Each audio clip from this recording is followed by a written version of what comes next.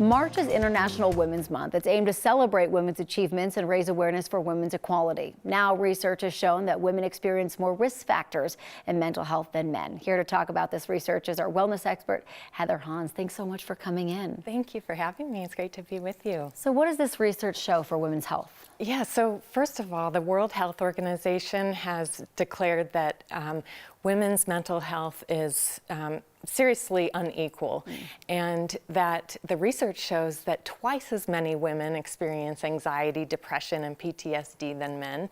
And that creates inflammation in the body that can lead to heart problems, poor sleep, lack of exercise, addictions, unhealthy food choices. And so it's really hard for women to maintain their mental health and well-being because they face greater economic pressures, they have less time, energy, resources, and even awareness about mental health issues and the treatments. And it's been found that when they do seek treatment, they're over-medicated. So it's a big public health issue. What starts this off in the first place in terms of like women being doubled to see the anxiety and depression and PTSD? Yeah, so there are a lot of factors. One of them is that women earn less in the labor market and have a higher poverty rate. So it's estimated that between 17 and 20% less is what women earn on the whole. But self-employed women, the US Census found that self-employed women earn about 31% less than self-employed men. Women with bachelor's degrees earn 30% less than men with bachelor's degrees. And women managers earn about 23% less. And women's labor is so devalued that when they enter an occupation, the average pay for that profession goes down when they enter in large numbers. So even female-dominated occupations, even in those, men are paid more.